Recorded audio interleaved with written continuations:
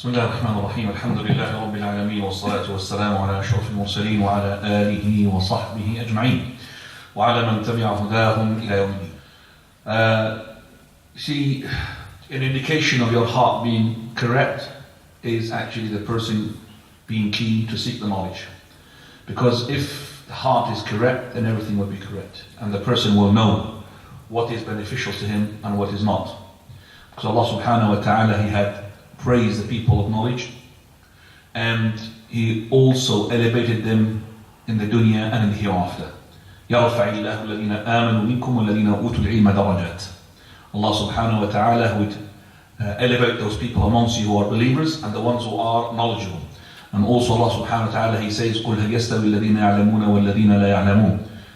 Ask them, O Muhammad, are they equal, those people who are knowledgeable and the ones who are not knowledgeable? إِنَّمَا يَتَذَكَّرُ أُولُو الْأَلْبَابِ.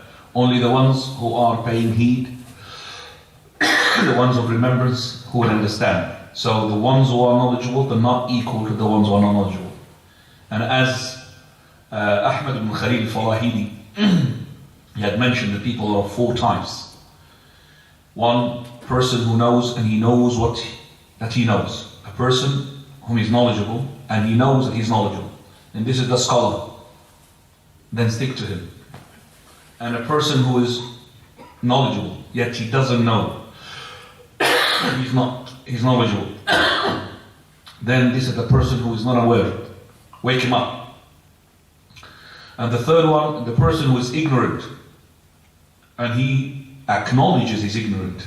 Then this is the person who is, he wants to learn. So the person who doesn't know, and he realizes that he doesn't know, this is the ignorant, you should teach him.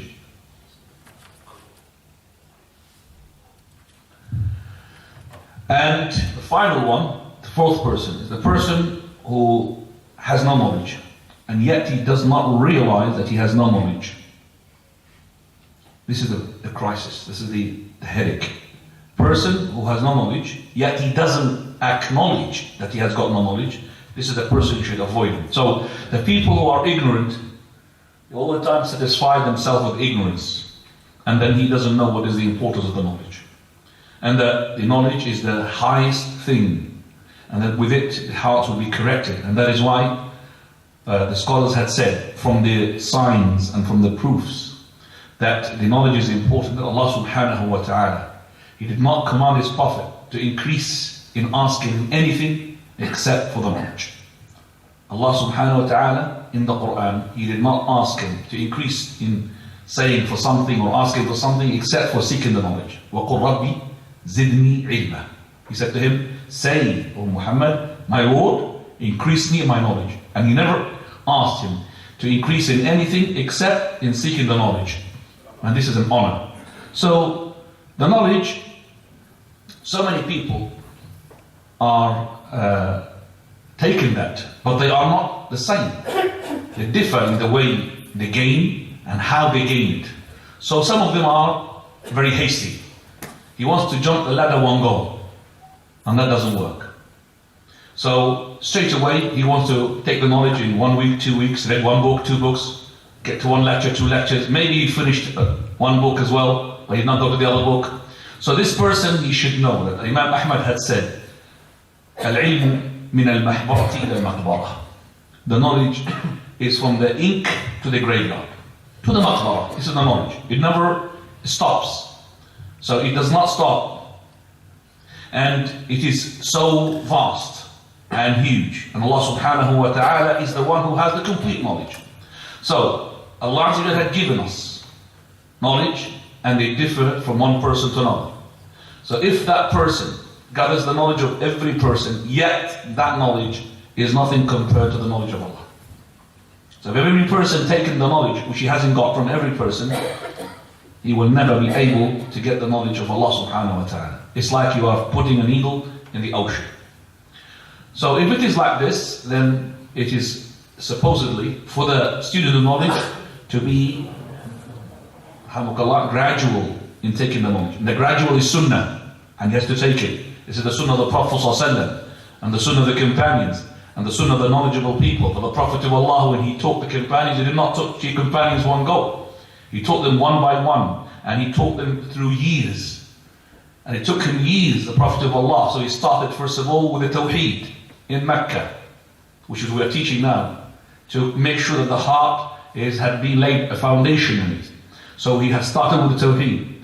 And then slowly, the companions are taken from him. And the companions themselves are not the same. Some of them are scholars, some of them are not scholars. But they're not ignorant. Some of them are really, mashallah, some of them just that knowledge which is enough. And that is the knowledgeable people as well, the scholars after the companions.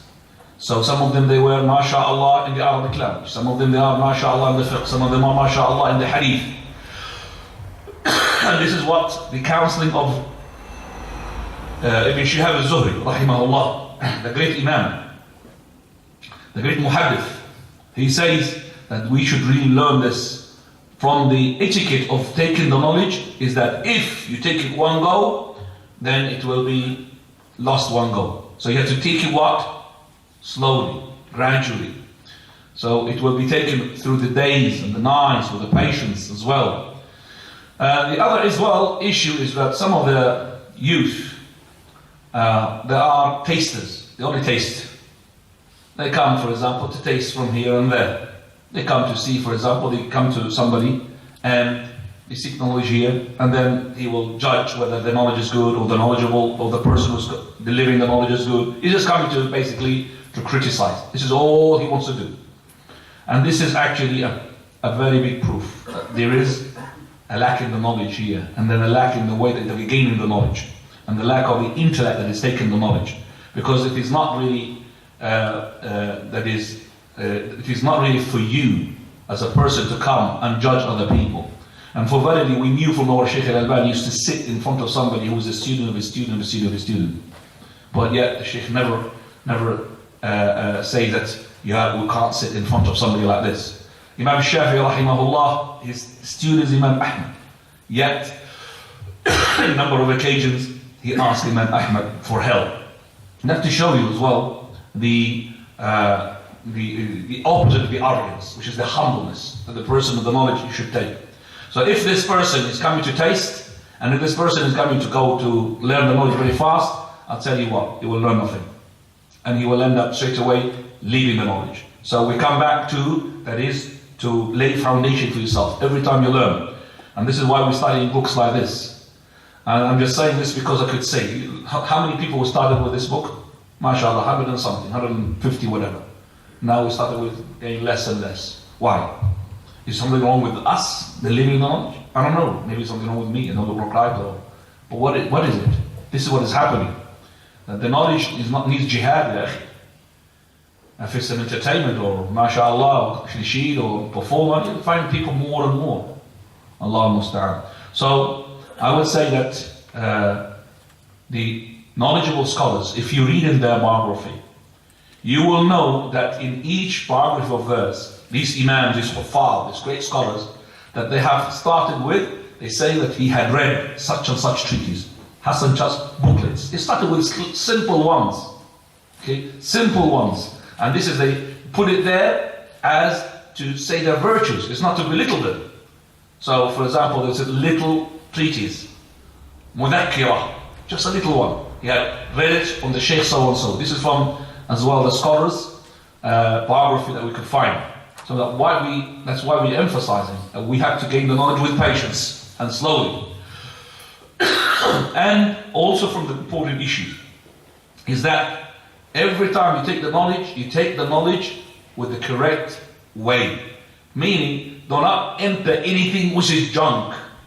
Do not care yourself about how many information you're going to be lacking. It is what is the quality of the information you take. So, you'll find, for example, that so many people, they want to negotiate something. He will realize that he did not understand the matter properly, because he did not understand what surrounds that matter. He has to take it in the right way, and that is why the scholars, when they give you matter and the issues and the verdicts, they will give you what is surrounding it. And each matter has to have something to make it locked in place. So otherwise, it will not be understood. So there are 4 things you need to make sure that when you have any issue regarding the religion, to get them right. Number one is, what is the issue about? So what is it? So I have to understand the reality of that issue. Then I want to understand as well, in which knowledge, second issue, in which knowledge that issue belongs to. Is it in the fiqh? Is it in the tafsir? Is it in the hadith? And also have to know what is the proof for that issue. And finally, how to derive from that proof the verdict. If you have taught yourself all the time this issue, and inshallah, mashallah, tabarakallah, you are upon the path of being bi'idhnillah scholar. So this is inshallah, as I said, a start, and every time we make class of this caliber of this class, inshallah we'll start with a reminder of the knowledge, just for the sake of two things. Number one, yes, first of all, we want to know the issue itself. What is the issue?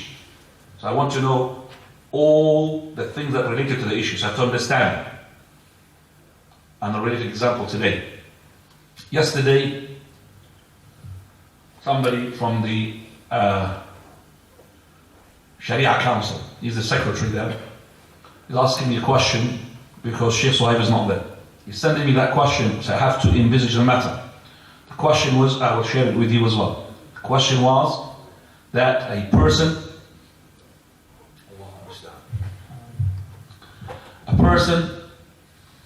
Muslim, his wife is a Muslim, and they did not have any children for so many years. I'm not going to say the number because I want to relate to such and such person. So many years. They've decided to make this impregnation, which is outside the womb. They decided to go to an ex-European country. And what they've done, according to the question that's been said to me, that is, they somehow, the wife, without the permission of the husband, without his consent, she took eggs from another person. You know, there's donators, donate eggs and donate sperms. I mean, what type of life we're living in? What type of world? We're like rats and cats and donate eggs and donate sperms and donate other eggs. SubhanAllah. So they'll have the people are, marrying from each other now. They don't know who's the father now. So she took the egg without the consent of her husband, and then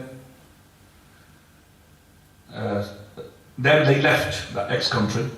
But the question was not really clear. And then somehow the sperm of that husband went into that what? Egg. And then put into her womb. So she became a surrogate mother. You understand that? Surrogate mother. The husband, after 7 weeks, this is the question, after 7 weeks of pregnancy, she became pregnant. He wants to know, what is the baby? What is the rule regarding this baby? That means he wants to kill him. Do you understand the question? But he said, what is the rule of the baby? Now, when that question was put, I did not answer the question until I didn't want to know the surrounding of the question. This is number one. So I need to know what is the surrounding of this question. You can't just base upon this, because I want to know, first of all, the mother, didn't know haram or not halal? The wife, she knows halal or haram? I want to know, is that with the consent of the husband? First of all, even she said she did behind it, but maybe he had a closed eye. I did not answer the question until today. I had a chat with the person himself. He lives in an ex-city in the UK.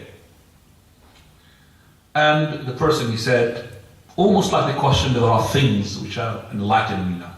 Number one is that, can I ask the brothers, please come forward? Jazakumullah khair. Don't leave gaps, brother.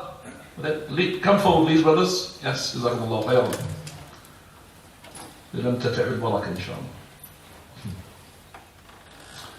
So he had said that this wife of mine doesn't listen to me. She's always swearing at me. That's number one. Does she pray? Prays. No. Does she pray the 5 daily prayers? No. Okay. We went, and she pushed me to go there, to ex-European country.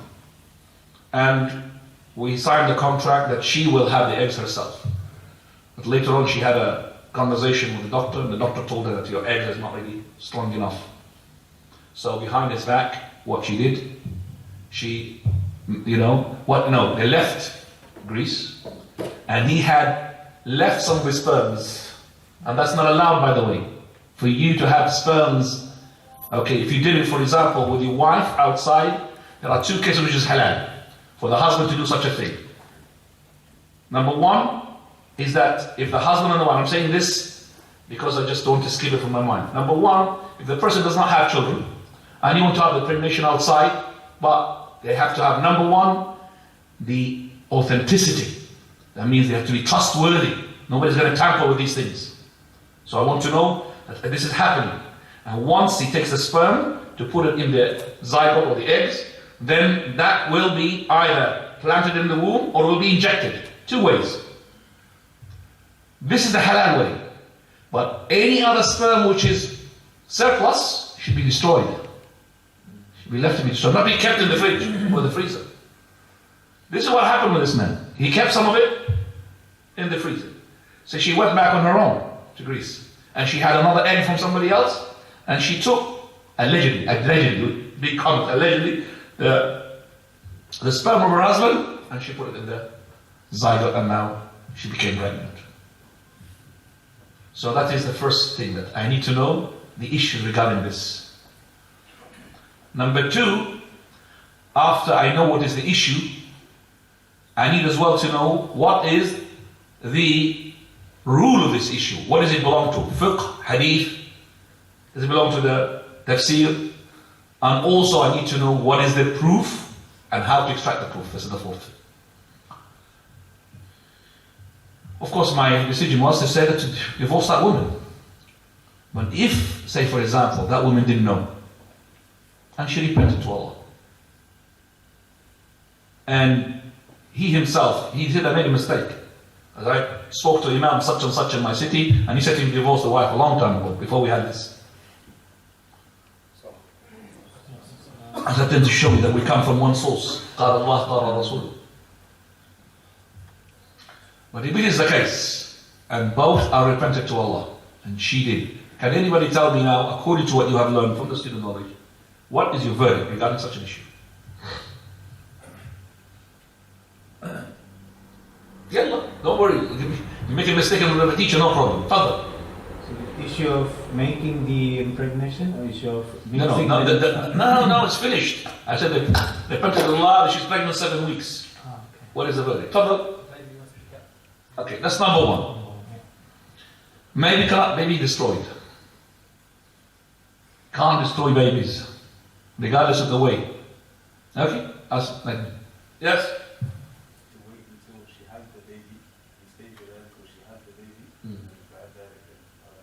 خلاص what? Dump him in the bin? What? خلاص, what do you mean خلاص? Divorce what? What's it got to do with the baby? I'm talking about the baby. So you have the baby, where's the baby going to go? United Nations? What was the baby? I said they both repented. You should not divorce her. Wrong. They both repented. You could not divorce her now. Now. The baby belongs to the father. Baby belongs to the father. Incorrect. It does not belong to the father, because that sperm had went into the egg in a haram way. It's not a halal way. It does not belong to the baby. Yes? Huh? Who does it belong to? United Nations. Was it true?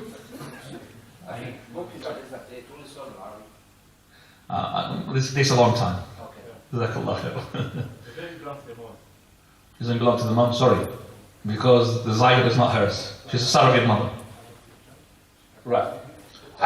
Good. So, first of all, he does not belong to her, doesn't belong to him. We said, number 1, baby has to be kept. Number 2, to make it for them, inshallah, when they grow up, not a mushkila, problem, she breastfeeded.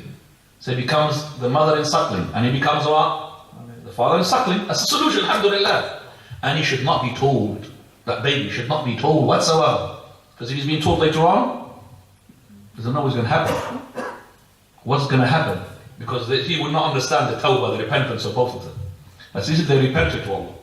This is the only, sorry? Inheritance, he can't inherit. Does not inherit from his father, or his biological father, does not inherit from the stranger woman who's not his mother. He does not inherit anything, but he will inherit from the will, always. No inheritance from the breastfeeding. So, this is, why is this being taken? From number of proofs. 1, 2, 3, 4, 5. But I'll tell you what, such a question needs a lajna, a group of committee to make fatwa regarding this. And I'm saying this, and I said to him, refer to Sheikh Suhaib as well regarding this issue. Allah, I've asked Sheikh Al-Halabi, my Sheikh, I've asked Sheikh Mashur. Sheikh Ali said, I can't answer. Sheikh Mashur said, he puts himself in such a situation, let him save himself. من تولى قرها فليتولى حرها. Yallah. No answers. So this is when you live in an environment like this. This is what happened. So this is an example, practical example, how to apply those principles. If you do that, everything will be mashallah.